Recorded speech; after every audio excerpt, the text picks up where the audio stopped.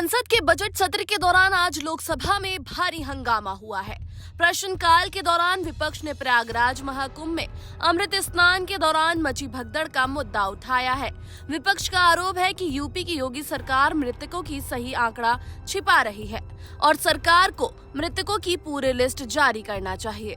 बता दें, राष्ट्रपति के अभिभाषण के साथ बजट सत्र की शुरुआत हुई थी। आम बजट पेश होने के बाद आज प्रश्नकाल के बाद राष्ट्रपति के अभिभाषण पर चर्चा हो रही है। विपक्ष के हंगामे के बीच चर्चा शुरू हुई।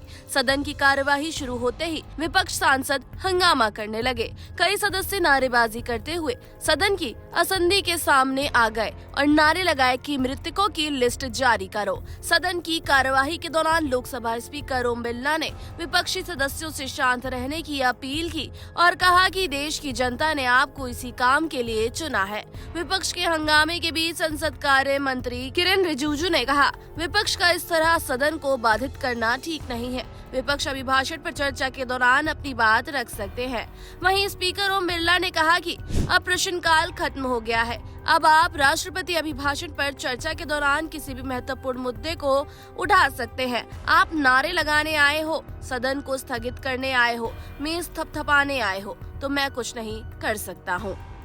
विपक्ष के हंगामे के बाद सदन की कार्यवाही स्थगित होने पर भाजपा सांसद निशिकांत दुबे ने कहा, मैं 10 सवाल उठाना चाहता हूं, लेकिन विपक्ष मुझे ऐसा करने नहीं दे रहा है। मैं गांधी परिवार और जॉर्ज सोरेस के बीच संबंधों को उजागर करूंगा। देखिए, मुझे 10 प्रश्न उठाने की इजाजत विपक्ष मुझे नहीं दे रहा है।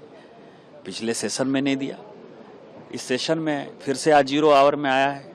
देखते हैं क्या होता है। सोरोस और गांधी परिवार के जो रिश्ते हैं उसको मैं दुनिया के सामने एक्सपोज करके रखूंगा। हिडनबर्ग बंद हो जाने के बाद ये चीजें स्पष्ट तौर पर आ गई कि किस तरह से सोरोस के रिलेशन है। और अभी जिस तरह से जो बांग्लादेश के सीईओ हैं मोहम्मद यूनुस, उनके साथ सोरोस के बेटे का जो फोटो छपा है और जिस तरह से सोरोस का बेटा 4 दिन तक बांग्लादेश में रहा और कैसे बांग्लादेशी घुसपैठियों को इस देश के अंदर लाना है, कैसे भारत को टुकड़े टुकड़े में विभक्त करना है, इसकी नीति के लिए जो एक सेंटर उसने बांग्लादेश बना रखा है, उसको मैं एक्सपोज करूं। निशिकांत दुबे के अनुसार जॉर्ज सोरेस के बेटे की बांग्लादेश के राष्ट्रपति मोहम्मद यूनुस के साथ प्रकाशित हो चुकी है और वो 4 दिनों तक बांग्लादेश में रहा। इसके साथ ही बांग्लादेश को बांग्लादेशी घुसपैठियों को भारत लाने और हमारे देश के विभाजित करने का केंद्र बनाया गया है। मैं उसका पर्दाफाश करने जा रहा हूं।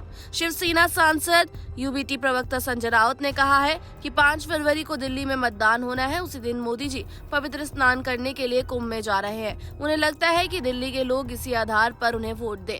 अगर लोग इस आधार पर वोट देते हैं कि देश के लोकतंत्र खतरे में है, केजरीवाल जी को उनके काम के आधार पर वोट मिलना चाहिए।